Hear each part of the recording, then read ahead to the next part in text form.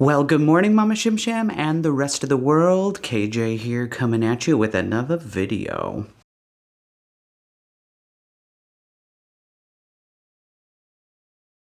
So today I want to bring up a little bit about my 30-day challenge and how that's been going. And it's been going pretty well. First of all, we got the best piece of news we could have gotten given this shit sandwich of a year that Joe Biden and Kamala Harris did win the election, which really helped, I think, a lot of us collectively relax our shoulders, take a deep breath, and calm down just a little bit. That does not mean that the fight is over, but it does mean that we're moving in some way, shape, or form in the direction we're hoping to see. So while we have to keep fighting, we can take a moment and actually celebrate. Ooh, I only have one hand on. I've also been doing my yoga every single day. I've been doing a 30-day yoga series with a YouTuber named Adrian, and I will post one of the videos down below with my blog post today. And she does many 30-day type of things to kind of reset, get yourself on your mat. So if yoga is something that does help you, it's a really good tool, and she's a really excellent teacher for that. So that being said, I wanted to jump into the question that Mama Shim Sham did give me last week about mindfulness and meditation. And getting on my mat every single day has been a really useful tool to help me kind of recenter myself. Some of you who know me may know that I have trouble relaxing. I have trouble finding time to just sit and do nothing. I feel like I have to have my life planned out, my day-to-day planned out, and that I need to always be working on something, always working towards something. In therapy, my therapist and I have been working on figuring out some of the reasons why, and we've drummed up some things from my childhood in which being busy was a way to escape my household. It was a way to escape my kind of conservative, sometimes oppressive household and get away from the feelings of shame that I had surrounding being queer, surrounding not believing the same things as my family. And it was a way to escape some of the other negative aspects of my home life that I may get into at a later date, but centered around an illness and centered around just really negative vibes in my home a lot of the time. So having things to do outside the house was a really great tool and coping mechanism for a very long time. And then as I got older, it just became a part of who I am.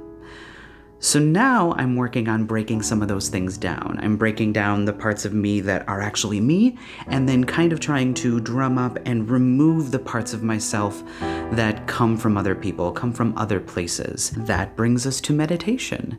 Getting on a mat is a really great way to center your brain, center your mind, especially if you practice at it. Jumping on a yoga mat or turning on a yoga video for the first time, you may not find the ability to shut your brain down, to get with your breath, to fully focus in on yourself, and your brain will wander, and that frustrates people.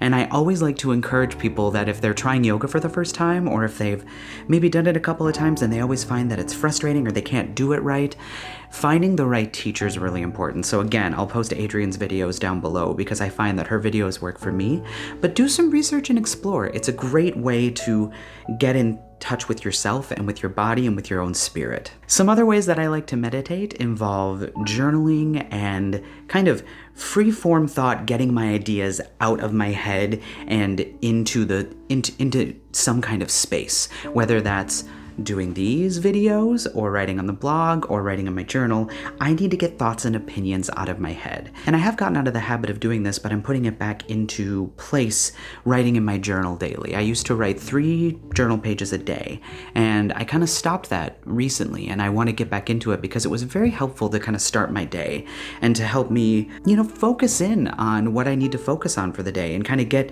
my thoughts and feelings out before I've even had a chance to fully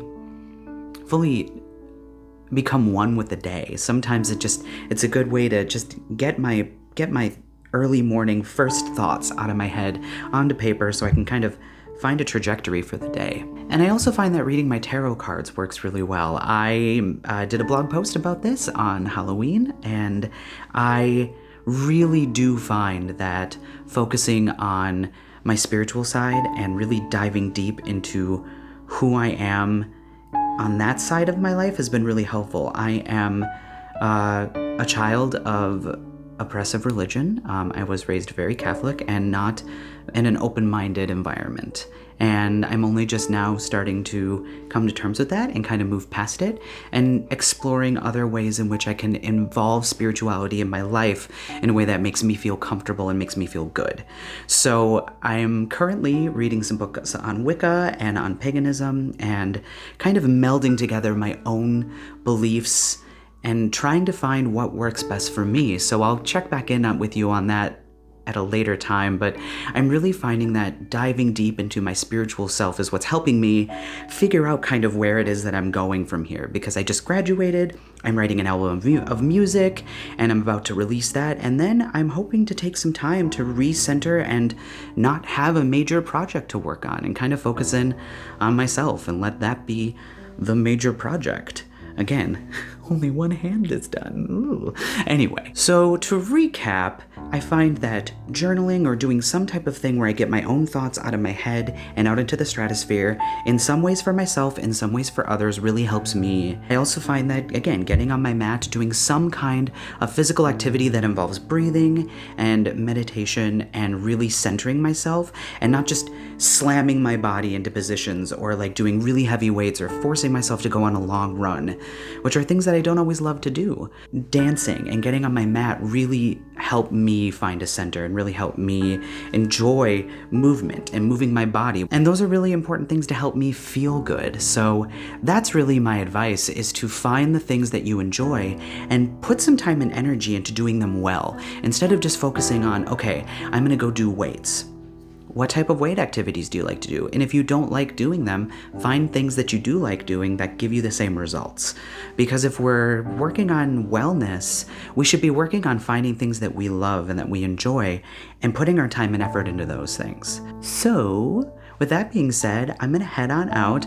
Once again, thank you for joining today. If you do like this, please feel free to leave us a comment about questions you have or some ways that you meditate and find mindfulness and tap into that more spiritual side of yourself. Feel free to share us around, click the subscribe button if you feel so inclined, and have a great rest of the day. And Mama Shim, I will talk to you soon. Bye!